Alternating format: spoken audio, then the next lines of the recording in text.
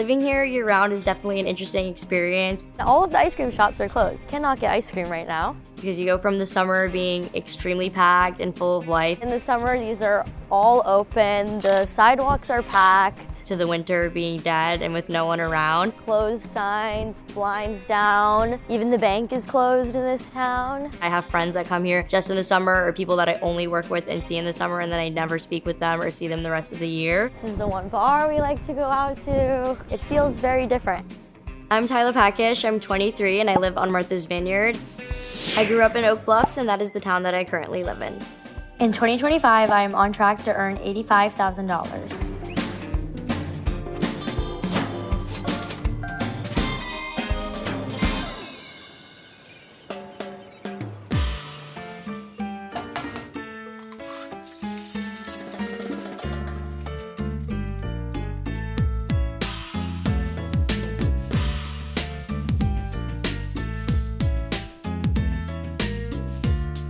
I started my side hustle in college my sophomore year in 2022. I basically do social media management and consulting for businesses on the island.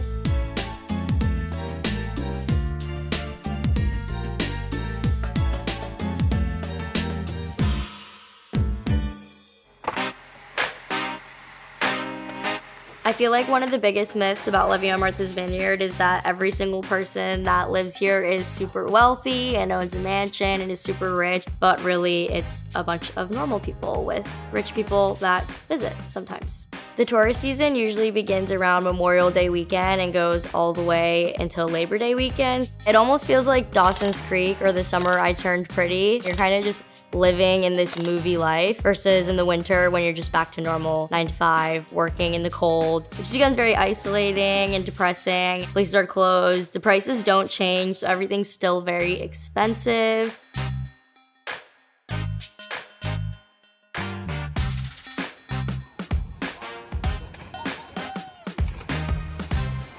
I would say the population on the island is a little bit older. It's definitely more family focused. A lot of people my age haven't been staying as much anymore. My cousins own that ice cream shop over there. My family has been here for multiple generations. I don't know how far they go back. It probably goes back to at least my great-grandparents. So growing up, I would come down this street and my cousins would always be here, so my parents always had eyes on me, which was fun and cute.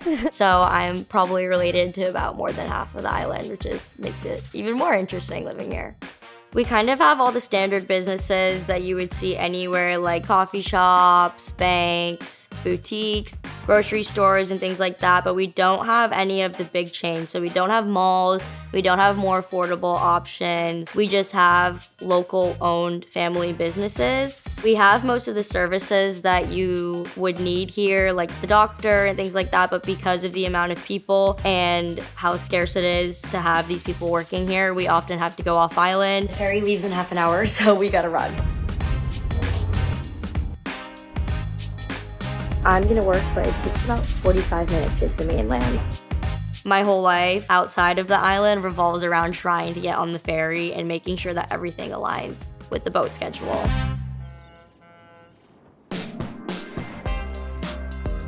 Right now, I'm planning to save around $45,000 before my move in August. I keep my expenses very low. There isn't really anything that I need, so I just try to keep it at a base level and just save that money for when I'm ready to move.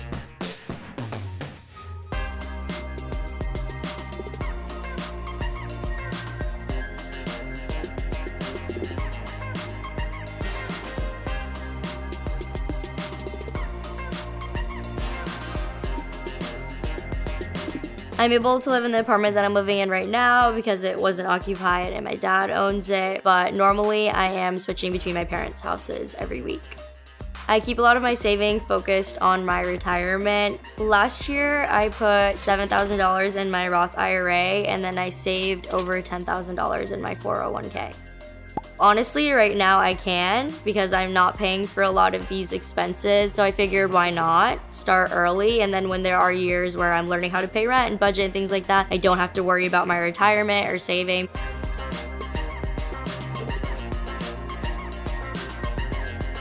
everything here is more expensive. Just going to the grocery store, buying clothing, literally anything is just more expensive because you have to take into account that it costs more to get on the island over the ferry, especially gas. I definitely do a lot of online shopping just because there also isn't a lot of availability for things. Like you might think about something that you need and you won't be able to find it here, so you'll have to buy it online.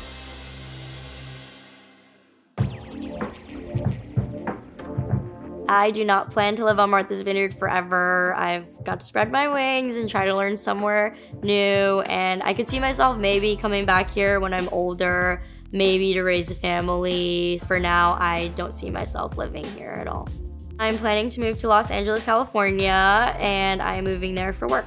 Not a lot of my clients know, but I'm planning on finishing out the season with all of them so that I'm not going to leave them hanging and doing all my work. Honestly, my goals with my side hustle were just to be able to make money in college, but maybe in a couple years when I'm done working in agencies and getting more experience, it's something that I'll bring back on a higher level. I personally love having all the tourists come and visit because they do boost our economy. Martha's Vineyard wouldn't be what it is without the tourists, and it just makes for a fun season, and we need them just as much as they need all the workers here for it to function.